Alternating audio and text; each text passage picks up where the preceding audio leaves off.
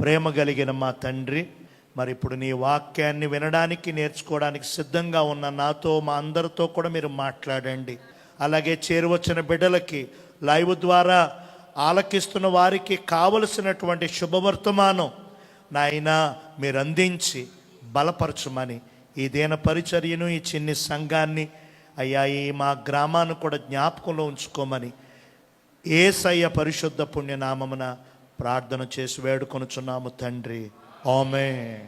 ఈరోజు అబ్రహాము యొక్క ప్రార్థనని మీకు చెప్పాలి అని నేను అనుకుంటున్నా. అబ్రహాము గురించి పెద్దగా మీకు పరిచయం చేయాల్సిన పని లేదు. ఎందుకంటే అబ్రహాము అని అంటే బైబిల్ గ్రంథములో చాలా ఎవరెస్ట్ లాంటి వాడు. ప్రపంచ దేశాల్లో ఎవరెస్ట్ శిఖరం పర్వతాలు ఎంత ఎత్తువో, మన భారతదేశానికి హిమాలయాలు ఎంత గొప్ప పర్వతాలో, క్రైస్తవులకు బైబిల్కు అంత ప్రధానమైన వ్యక్తి, ఉన్నతమైన వ్యక్తి అబ్రహాం. హల్లెలూయా. విచిత్రం ఏంటంటే కేవలం క్రైస్తవులకే కాదు, మహమ్మదీయులకు కూడా అబ్రహాం చాలా మెయిన్ వ్యక్తి. ఇబ్రహీం అంటారు. కేవలం క్రైస్తవులు మహమ్మదీయులే కాదు, యూదులకు కూడా అబ్రహాం చాలా కీలకమైన వ్యక్తి. దాన్ని బట్టి మనం ఆలోచిస్తే చాలా ముఖ్యమైన వ్యక్తి. బైబిల్లో ఒక ప్రధానమైన వ్యక్తి అబ్రహాం. దేవునికి స్తోత్రం. అలాంటి గొప్ప వ్యక్తి గురించి, ఆ వ్యక్తి చేసినటువంటి అనేక ప్రార్థనల గురించి మనం చదువుకోవచ్చు ఆదికాండంలో. అయితే అన్ని ప్రార్థనలు నేను చెప్పను, కానీ ఈరోజు ఒక 3 ప్రార్థనలు, అతడు చేసిన 3 ప్రార్థనలు మీకు చూపిస్తాను. ప్రార్థన చెయ్యండి, ప్రార్థన చేసుకోండి, ప్రార్థన చాలా బలమైనది, ప్రార్థనలో చాలా ఆశీర్వాదం ఉంది అని ఇప్పుడు మేము చెబుతున్నాం మీకు. ఏమండి, ఇప్పుడు మీరు చూస్తున్నారు టీవీల్లో, యూట్యూబుల్లో, పత్రికల్లో, బైబిల్లో ప్రార్థన పవర్, ప్రార్థన యొక్క బ్లెస్సింగ్స్ మీరు విని చూసి, ఓహో ప్రార్థన అంటే ఇంత గొప్పదా, ప్రార్థన అంటే ఇంత ఇంపార్టెంటా, ప్రార్థనలో ఇంత ఆశీర్వాదమా అని నేను మీరు ఇప్పుడు గమనిస్తున్నా.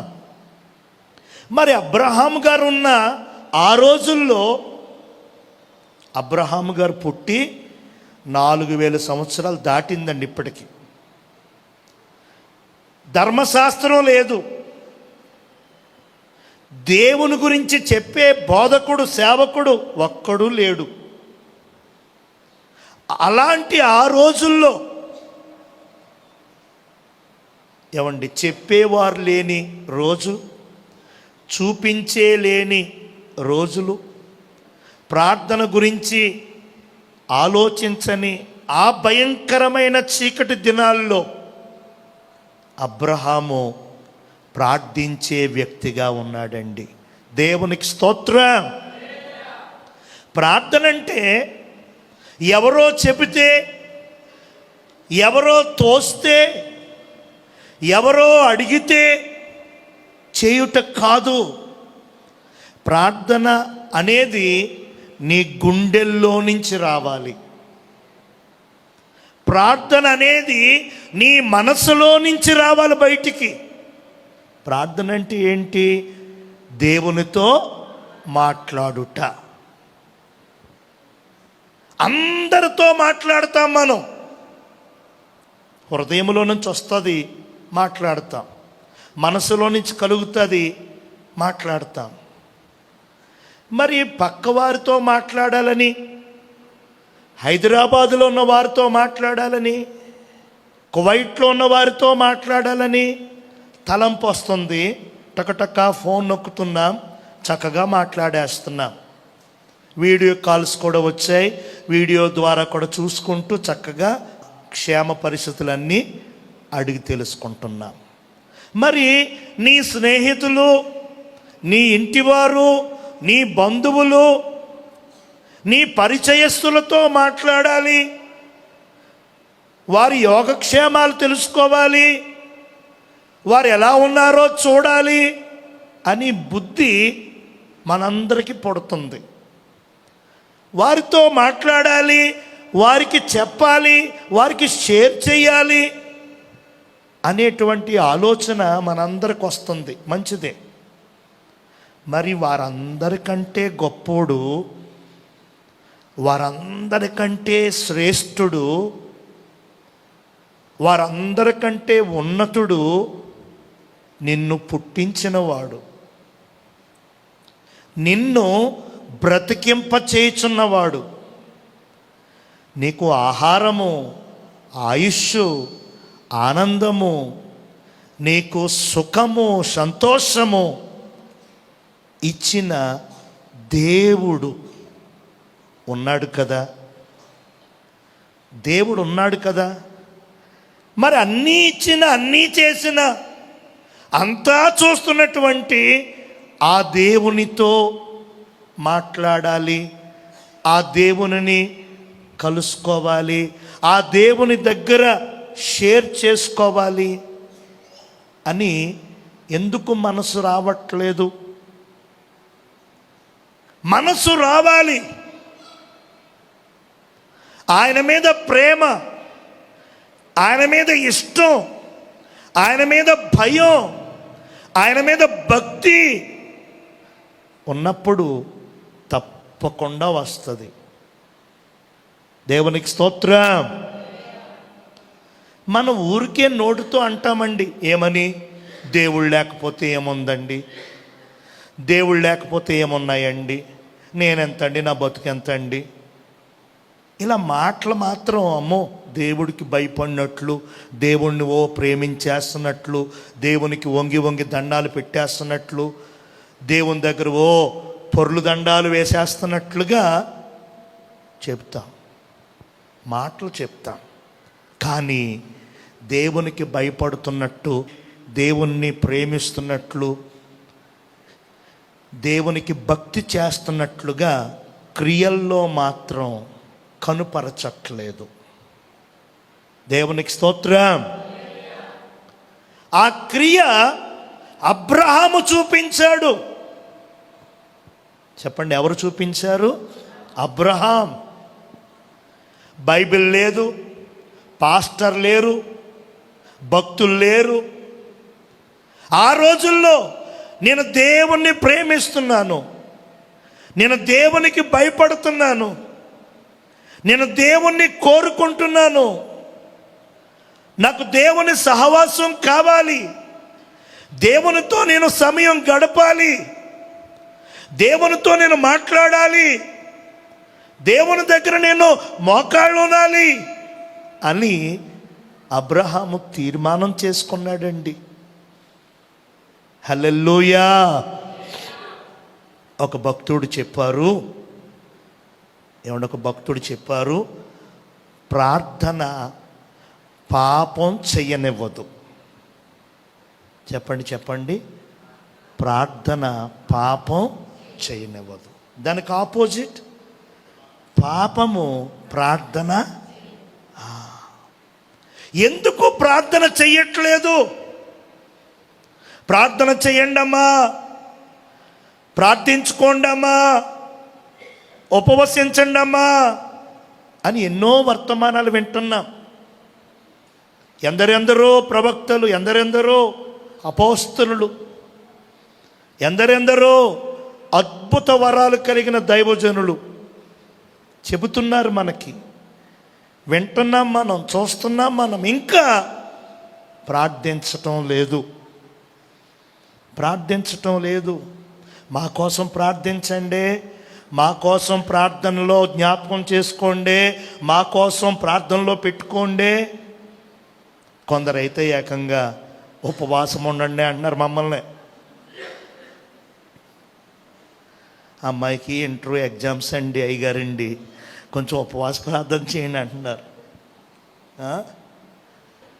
ఏవండి, ప్రార్థించండి, ప్రార్థనలో పెట్టుకోండి, ఉపవాసం ఉండండి, జ్ఞాపకం చేసుకోండి. అడగడం ఉంది, అడగొచ్చు మనం.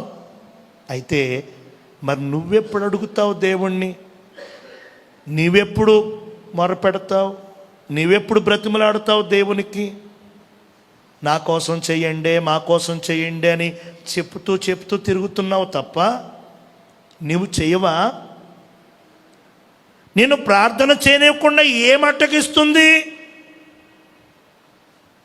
అన్నిటికీ సమయం ఉంటుంది కానీ ప్రార్థనకి సమయం ఉండట్లేదు. హల్లెలూయా. పిచ్చాపాటి మాట్లాడుకోవడానికి సమయం ఉంటుంది, ఖాళీగా అన్ని రోడ్లు కలిగి తిరిగేయడానికి టైం ఉంటుంది, అక్కర్లేని చెత్తంతా చూడడానికి సమయం ఉంటుంది. ఏమండి, చేసిందే మరలా చేసి, చేసిందే మరలా చేసి, చేసిందే మరలా చేసి పని చేయడానికి సమయం ఉంటుంది. ఏమండి, తిట్టుకోవడానికి సమయం ఉంటుంది, కొట్టుకోవడానికి సమయం ఉంటుంది, తినడానికి సమయం ఉంటుంది, త్రాగడానికి సమయం ఉంటుంది, అన్నిటికీ సమయం ఉంటుంది. కానీ అదేంటో ప్రార్థించడానికి సమయం ఉండట్లేదు. దయచేసి ఆ విషయాన్ని మనం గుర్తుపెట్టుకోవాలి. దేవునికి స్తోత్రం. ఎందుకు ఆ తప్పు జరుగుతుంది మన ద్వారా? దేవునితో ఎందుకు మాట్లాడలేకపోతున్నాం? దేవుని సన్నిధులు ఎందుకు మోకాళ్ళు ఉండలేకపోతున్నాం? దేవునికి ఎందుకు మొర్ర పెట్టలేకపోతున్నాం? ఆలోచించాలి, సీరియస్గా తీసుకోవాలి. హల్లెలూయా. ప్రార్థన ఎంత బలమైనదో, ప్రార్థనలో ఎంత శక్తి ఉందో, ప్రార్థన ద్వారా ఎన్ని ఆశీర్వాదాలు పొందొచ్చు, ప్రార్థన ద్వారా ఎన్ని దీవెనలు అనుభవించవచ్చు. ఏమండి, వింటున్నారు కదా, చూస్తున్నారు కదా, మరి ఎందుకు ప్రార్థన ప్రారంభించటం లేదు? ఎందుకు బద్ధకిస్తున్నారు? ప్రార్థించటానికి ఎందుకు సోమరితనం చూపెడుతున్నారు? ప్రార్థనలు చేయడానికి ఎందుకు వాయిదా వేస్తున్నారు? ప్రార్థించటానికి కుదరదు, సమయం లేదు అని ఎందుకు తర్వాత చూద్దాం అని ఎందుకు అంటున్నారండి? హల్లెలూయా. ప్రార్థనే క్రైస్తవుని బలం. క్రైస్తవుల బలం ఏంటంటే ప్రార్థన. ఈ దినాల్లో క్రైస్తవులు ప్రార్థనలో బలహీనమైపోయారు.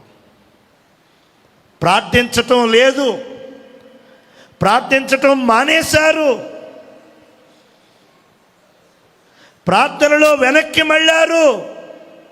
పాటలు పాడమంటే సూపరు, వాక్యం చదవమంటే సూపరు, పని చేయమంటే సూపరు, పరిచర్య చేయమంటే ఎక్సలెంట్గా,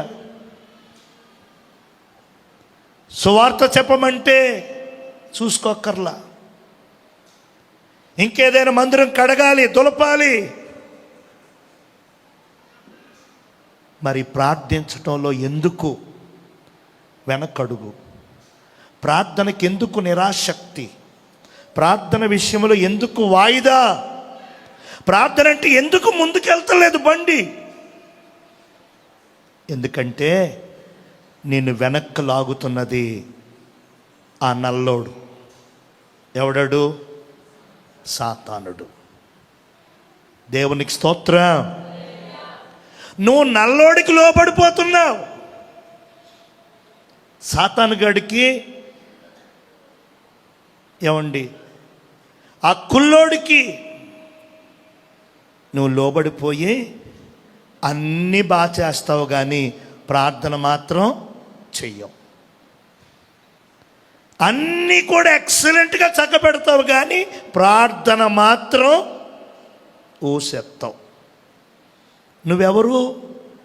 క్రైస్తవుడు. నీ పేరేంటి? మేరీ. దేవునికి స్తోత్రం. నీ పేరేంటి? తిమోతి. నీ పేరేంటి? డానియేల్. క్రైస్తవులం మనం.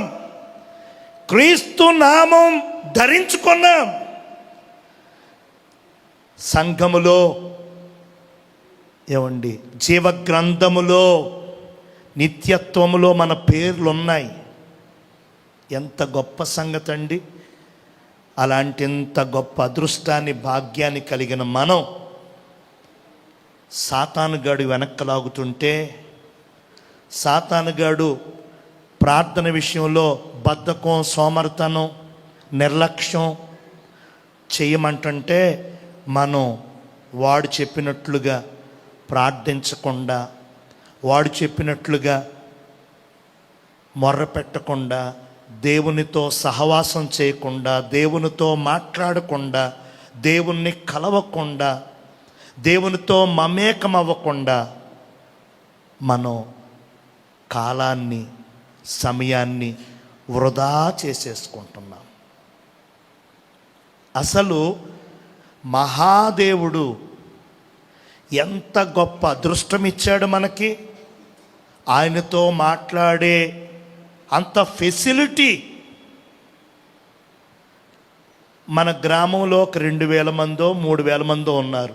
మన గ్రామానికి ఒక నాయకులు, సర్పంచ్ గారు ఉన్నారు. మన గ్రామంలోనే ఉంటారు. మనం ఆయన్ని ఎన్నుకున్నాం. ఆయన మనలను, మన బాగోగులను చూడాలి, మన గ్రామాన్ని పట్టించుకోవాలి. ఏ కష్టం వచ్చినా, ఏ ఇబ్బంది వచ్చినా మరి మన గ్రామానికి ప్రథమ పురుషుడు గనక వారు ఉండాలి. ఈ భారము, ఈ 2500 మంది బాధ్యత వారిదే, ప్రభుత్వం తరపున వారిదే. అలాంటి ఆయన్ని కలవాలి, ఆయనతో మాట్లాడాలనుకో ఫోన్ చేస్తాం. సర్పంచ్ గారండి, ఒకసారి మీతో మాట్లాడాలండి, ఒకసారి మిమ్మల్ని కలవాలండి. అయ్యా ఇప్పుడే నేను భీమవరం వెళ్ళాను, ఇప్పుడే నేను కైకలూరు వెళ్ళాను, అరే పొద్దున్నే నేను రైలు మీద హైదరాబాద్ వెళ్తున్నాను. దేవునికి స్తోత్రం. మరి ఎప్పుడండి, ఎప్పుడు రమ్మంటారండి? సాయంకాలం వచ్చేస్తాను, 3 వచ్చేస్తాను. మనం 5 గంటలకు మళ్ళా ఫోన్ చేస్తాం. సార్ వచ్చారండి, ఒక్కసారి కలవాలండి. అరే రే రే రే నాకు ఇంకా ఇక్కడ పని అవ్వలేదు, నేను ఫోన్ చేస్తాను ఇంటికి వచ్చిన వెంటనే అంటారు. ఆయన వచ్చేసరికి రాత్రి 10 అవుతుందో 11 అవుతుందో మర్చిపోతారు, పడుకుంటారు. నువ్వు నేనేమో సర్పంచ్ గారు ఫోన్ చేస్తానన్నారు, వచ్చిన వెంటనే మళ్ళీ 3వసారి చేస్తే ఆయన బాధపడతారు. ఆయనకి ఎన్ని పనులు ఉన్నాయి, నా ఒక్కడేనేంటి, నేను ఒక్కదాన్నేనేంటి అని మనం సంశయిస్తూ ఉంటాం. చూసి మరలా రేపు మార్నింగ్ పొద్దున్నే చేస్తే ఏమనుకుంటారు, మళ్ళీ 10కో 11 మళ్ళీ చేస్తాం. మళ్ళీ అప్పుడు అంటారు, అయ్యయ్యో ఫోన్ చేస్తానన్న కదా మర్చిపోయానురా. అయినా పొద్దున్నుంచి చెయ్యొచ్చు కదా. ఇప్పుడే నేను కొప్పనపూడి వెళ్ళాను.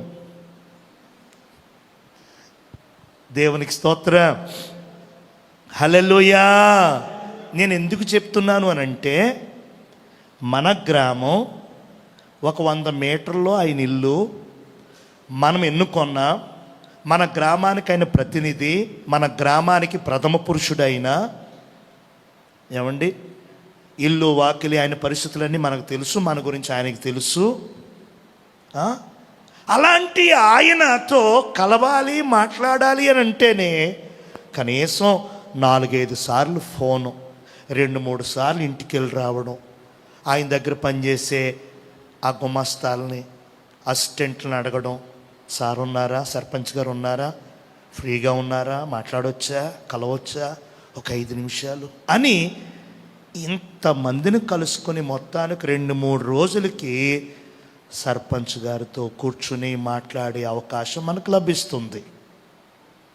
చిన్న సర్పంచ్ గారు, గ్రామానికి సంబంధించిన ఒక అధికారిని. మరి ఒక్కసారి ఆలోచించండి, ఏమండి, విశ్వ సృష్టికర్త, ఏమండి, రాజ్యాలు ఎన్నో ఉన్నాయి, రాజ్యాలన్నిటికీ చక్రవర్తి, మనలను పుట్టించినవాడు, మనలను పరిపాలన చేయుచున్నవాడు, మనకు ఊపిరిచ్చినవాడు, సమస్తమును బాగుగా ఎరిగినటువంటి దేవుడు. మరి ఆయనతో మాట్లాడటం అంటే, ఆయన్ని కలుసుకోవడం అంటే ఒక్కసారి ఆలోచించుకోండి మీలో మీరు. అది ఎంత భాగ్యం అండి, అది ఎంత అదృష్టం అండి, అది ఎంత గొప్ప లక్కీ అండి. హల్లెలూయా.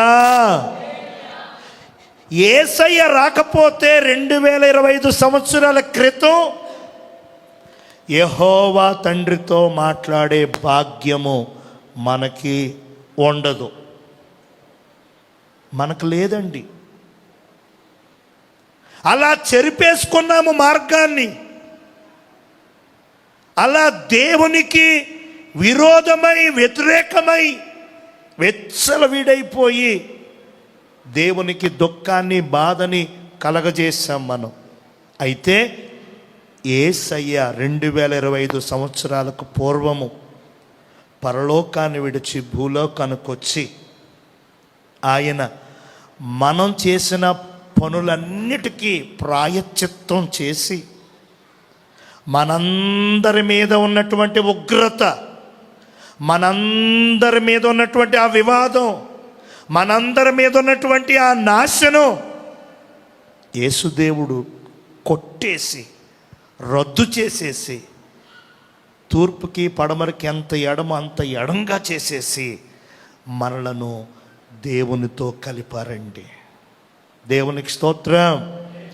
తెగిపోయిన బంధం, విడిపోయిన సంబంధం, దూరమైపోయిన మన స్థితిగతులు యేసయ్య వల్ల మళ్ళా అతుకబడ్డాయండి. హల్లెలూయా. యేసయ్య వచ్చుట వలన, యేసయ్య నీ కోసం, నా కోసం, మనందరి కోసం అంత త్యాగం చేయటం వలన మనము సృష్టికర్త అయిన దేవునితో మరలా మనం మమేకమవుతున్నాము. దేవునికి స్తోత్రం. లేదంటే తండ్రి అన్నువంటే కుమారుడా అంటున్నాడు అక్కడి నుంచి. నాన్నగారు అన్నావు అంటే ఎస్ మై డియర్ అంటాడు. హల్లెలూయా. మనం భౌతికంగా ఎలా పిలిచినా పలకం, ఫోన్ చేసినా లిఫ్ట్ చెయ్యం. అలాంటిది తండ్రి అని పిలిస్తే, నాన్న అని పిలిస్తే, అయ్యా అని పిలిస్తే, దేవా అని పిలిస్తే, ప్రభువా అని పిలిస్తే వెంటనే పలుకుచున్నటువంటి దేవుడు ఆయన. దేవునికి స్తోత్రం. పలుకుచున్న దేవుడు ఆయన, ఆలకించుచున్న దేవుడు ఆయన, మాట్లాడుచున్న దేవుడు ఆయన. హల్లెలూయా. మాట్లాడటానికి మనకి సమయం ఉండట్లేదు, కానీ బదులివ్వడానికి మాత్రం ఆయన ఎప్పుడూ సిద్ధంగానే. అంతా ఎరిగిన దేవుడికి, అంతా తెలిసిన దేవుడికి మరలా ప్రార్థన చేసి చెప్పాలా, ప్రార్థన చేసి అడగాల. ఇదేమి దూరమమ్మా అంటారు కొంతమంది తెలియక. నేను చెప్తున్నాను, దేవునికి అంతా తెలుసు. మన గురించి, మన ఇల్లు గురించి, మనకు సంబంధించిన అన్నిటి గురించి దేవునికి తెలుసు. దేవునికి స్తోత్రం. సర్వము ఎరిగినవాడు, సమస్తము ఎరిగినటువంటి తండ్రి. ఆయన సర్వజ్ఞాని. ఇప్పటివి కాదు, ఒక 1000 సంవత్సరాల క్రితమే, ఒక 5 సంవత్సరాల తర్వాతీ కూడా ఆయనకు తెలుసు. అంత సర్వజ్ఞాని అయిన దేవుడు ఆయన. తెలుసు ఆయనకి. కాకపోతే ఆజ్ఞ ఇచ్చాడు. ఏమని? అడుగుడి, మొర్రపెట్టుము అని ఆయన ఆజ్ఞ ఇచ్చాడు. ఆ ఆజ్ఞ ప్రకారం మనం అడిగితే ఆయన ఆలకిస్తాడు.